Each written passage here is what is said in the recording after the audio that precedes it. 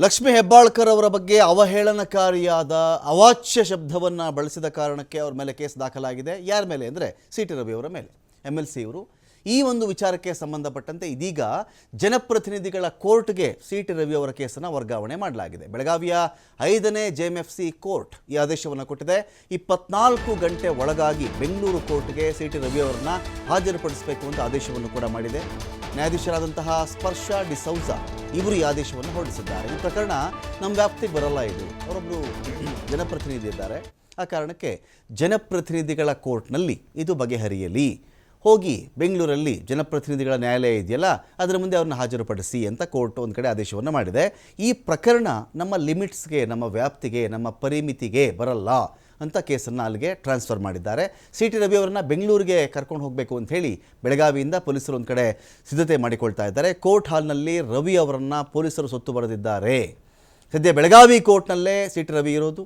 C T ರವಿಗೆ ಈಗ ಜನಪ್ರತಿನಿಧಿಗಳ ನ್ಯಾಯಾಲಯ ಒಂದು ವೇಳೆ ಬೇಲ್ ಕೊಟ್ಟರೆ ಓಕೆ, ಬೇಲ್ ಕೊಡದೇ ಇದ್ದರೆ ಜೈಲು. ಅದೇನು 6 ದಿನ ಹಾಕ್ತಾರೋ, 10 ದಿನ ಹಾಕ್ತಾರೋ, 14 ದಿನ ಜೈಲಲ್ಲಿರಬೇಕೋ ವಿ ಡೋಂಟ್ ನೋ, ನಮಗೆ ಗೊತ್ತಿಲ್ಲ. ಜೈಲಾಗತ್ತಾ ಬೇಯ್ಲಾಗತ್ತಾ ಗೊತ್ತಿಲ್ಲ.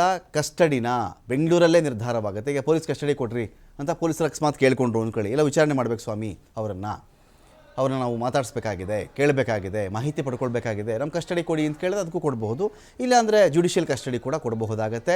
ಇಲ್ಲಾರಿ ಇದೇನು ಬೇಡ ಪರವಾಗಿಲ್ಲ ಬೇಲ್ ಕೊಡಿ ಅಂತ ಹೇಳಿದ್ರೆ ಬೇಲ್ ಮೇಲೂ ಕೂಡ ಆಚೆ ಬರಬಹುದು. ಗೊತ್ತಿಲ್ಲ ಇದೇನಾಗುತ್ತೆ ಅಂತ ಈ ಕ್ಷಣಕ್ಕೂ ಕೂಡ ನಮ್ಗೆ ಯಾರಿಗೂ ಕೂಡ ಗೊತ್ತಿಲ್ಲ. ಇದು ಜನಪ್ರತಿನಿಧಿಗಳ ಕೋರ್ಟ್ಗೆ ಸಿ ಟಿ ರವಿ ಅವರು ಬಂದ ಮೇಲೆ ಇತ್ಯರ್ಥ ಆಗಬಹುದಾಗತ್ತೆ.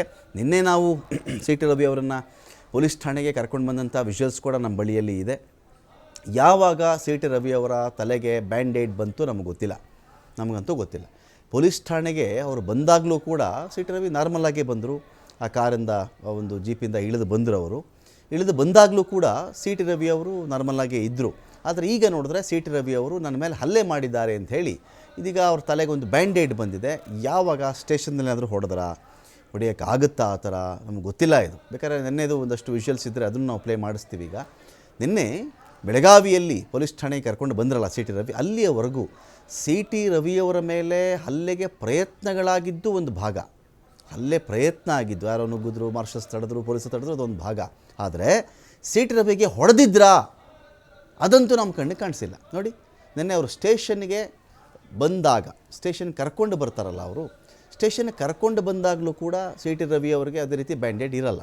ಆದರೆ ಸ್ಟೇಷನ್ ಒಳಗಡೆ ಅವರು ಕೂತಾಗ ಧರಣಿ ಮಾಡ್ತೀವಿ ಅಂತ ಹೇಳಿದಾಗ ಇದ್ದಕ್ಕಿದ್ದಂತೆ ಅವರ ತಲೆಗೆ ಒಂದು ಬ್ಯಾಂಡೇಡ್ ಕಾಣಿಸ್ಕೊಂಡಿದೆ. ಯಾರಾದರೂ ಹೊಡೆದ್ರ, ತಳ್ಳಾಟ ನೂಕಾಟದಲ್ಲ ಆ ಥರ ಆಯಿತಾ? ಅವ್ರು ಹೇಳ್ತಿರೋದು ಪೊಲೀಸರೇ ಹೊಡೆದಿರಬಹುದು ಅಂತ. ಸಿ ಟಿ ರವಿ ಹೇಳ್ತಿರೋದು ಪೊಲೀಸರೇ ಹೊಡೆದಿರಬಹುದು ಸ್ವಾಮಿ ಅಂತ ಅವ್ರು ಹೇಳ್ತಾ ಇದ್ದಾರೆ. ಸೊ ಹಾಗಾಗಿ ಇದೀಗ ವೆಯ್ಟ್ ಮಾಡಬೇಕಾಗತ್ತೆ, ಇಲ್ಲಿ ಏನಾಗಿದೆ ಅಂತ ಹೇಳಿ ನೋಡಬೇಕಾಗತ್ತೆ. ಜೊತೆಗೆ ನಮ್ಮನ್ನು ವೈದ್ಯಕೀಯ ಪರೀಕ್ಷೆಗೆ ಒಳಪಡಿಸ್ತಿಲ್ಲ, ಅವರು ಸುಮ್ಮನೆ ಸುತ್ತಾಡಿಸಿದ್ರು, ನಮ್ಮನ್ನು ಅಲ್ಲಿ ಸುತ್ತಾಡಿಸಿದ್ರು ಅಂತ ಕೂಡ ಸಿ ಟಿ ರವಿ ಒಂದು ಕಡೆ ನ್ಯಾಯಾಧೀಶರ ಮುಂದೆ ಹೇಳಿದ್ದಾರೆ.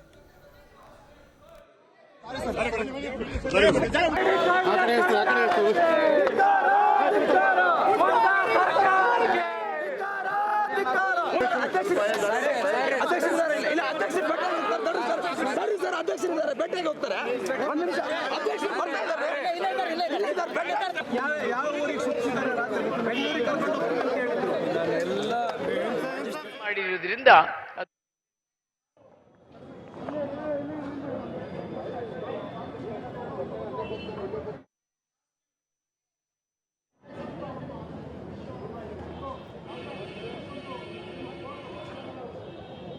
ಪರವಾಗಿ ಆ ಬೇಲ್ ಅಪ್ಲಿಕೇಶನ್ ಅಲ್ಲಿ ಇನ್ವೆಸ್ಟಿಗೇಟಿಂಗ್ ಆಫೀಸರ್ ಇದ್ದವರು ಈ FIR ಅನ್ನ jurisdictional magistrate special court MPMLA court ಬೆಂಗಳೂರಿಗೆ ಟ್ರಾನ್ಸ್ಫರ್ ಮಾಡಬೇಕಂತ ರಿಕ್ವೆಷನ್ ಹಾಕಿದ್ರು.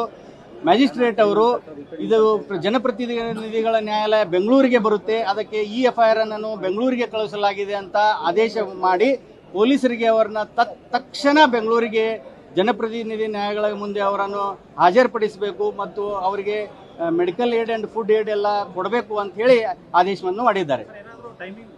ಫೋರ್ತ್ವಿತ್ ಅಂತ ಬರೆದಿದ್ದಾರೆ. ಅಂದ್ರೆ ಎಕ್ಸ್ಕ್ಲೂಡಿಂಗ್ ಟ್ರಾನ್ಸಿಟ್ ಟೈಮ್, ಅಂದ್ರೆ ಹೋಗುವ ಟೈಮ್ ಬಿಟ್ಟು ಇಮಿಡಿಯೇಟ್ ಆಗಿ ಅವ್ರನ್ನ ಪ್ರೊಡ್ಯೂಸ್ ಮಾಡಬೇಕಂತ ಆದೇಶ ಮಾಡಿದ್ದಾರೆ. ಬೇಲ್ ಅಪ್ಲಿಕೇಶನ್ ಹಾಕಿದ್ವಿ ಸಿ ಟಿ ರವಿ ಸಾಹೇಬರ ಪರವಾಗಿ. ಆ ಬೇಲ್ ಅಪ್ಲಿಕೇಶನ್ ಅಲ್ಲಿ ಇನ್ವೆಸ್ಟಿಗೇಟಿಂಗ್ ಆಫೀಸರ್ ಇದ್ದವರು ಈ FIR ಅನ್ನ jurisdictional magistrate special court MPMLA court Bengaluru